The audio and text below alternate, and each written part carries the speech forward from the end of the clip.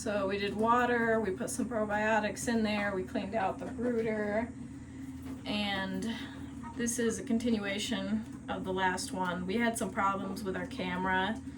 It started messing up, so yeah. Let's talk about cleaning out the waters. Yeah, we thoroughly scrubbed the water and the brooder, and this is us a while later. We're taking this opportunity to show our kind of messed up bird. She has something wrong with her neck, so it kind of like sticks forward like this, and she's unable to pick it up very much without much help. It doesn't seem to be wry neck, but it could be related to something like that. Yeah, she's had it for quite a few weeks. Also, sexing the chicks. We think we have 3 roosters here. This is not one of them. Do you want to pause? Yeah. So here we have a suspected boy. We've never done this breed before, so I'm just guessing, but this one has a much bigger comb than all the other ones and the one you just saw. Same thing with its wattle.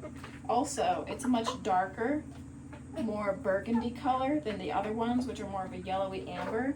Its tail feathers are much longer and pointed straight. Lots of people say stuff with the... That's And here's another view of his tail feathers. Overall physique, he's a pretty big boy. Ready? Mm-hmm. And here in comparison is a female where her feathers are a bit more rounded, and while she's picked up right now, she wants them down. But normally they'll curve up a little bit into a cute little rounded shape.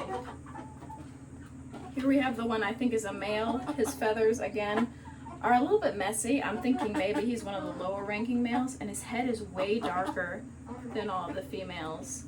And he has a bit of a different eye shape going on than them, which is something I notice in a lot of roosters. And here's the one I think is the female. Again, those rounded feathers that sort of come up like this.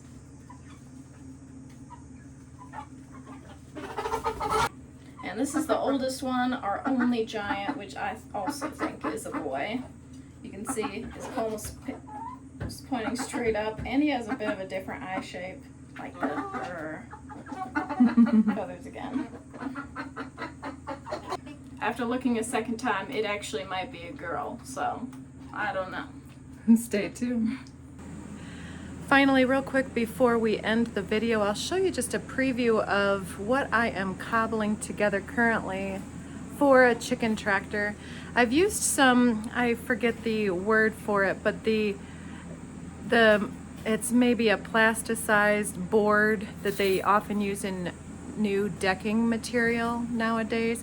I have that on the lower frame, which is up right here 2x4, and then just some pallets that I put together here, some crossbars just to stabilize, and I've put together an old shelf that I had sitting around here to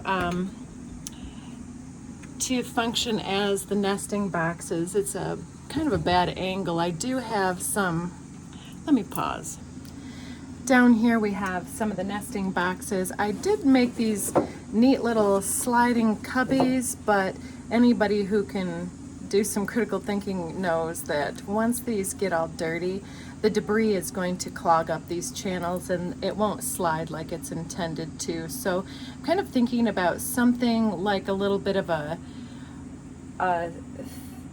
item that we could put as a base that has a handle.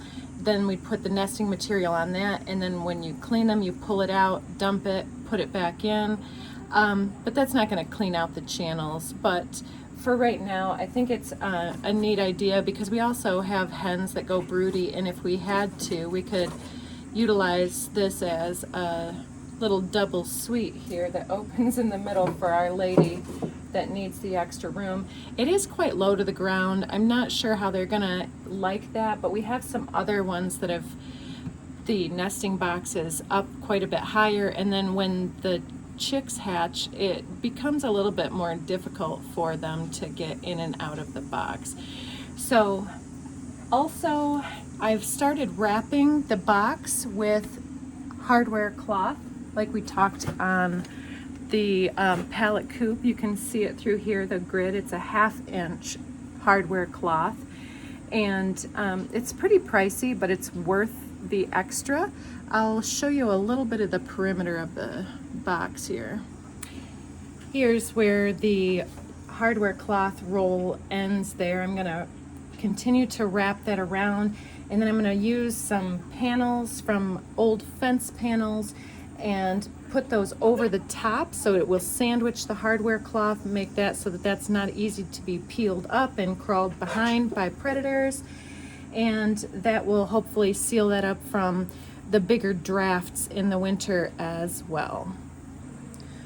We're gonna need to have the front here put on, sealed up, some 2x4s around the 4 edges to also stabilize and create a nice stable nailing framework for the roof to go on. We're just going to use a piece of corrugated sheet metal, I believe you call that material, and we'll also probably put a little bit of that around the base of the entire chicken run area. And then in the front of the chicken run, we're going to use some cattle panel fences here, and we will be arching those over the entire area here and wrapping that also in some chicken wire or something such as that. So we'll keep you updated with that. All right, that's our morning routine with a few extras. I hope you guys tune in to some of our other material and help us keep growing the channel and so on. Bye. Thanks for watching.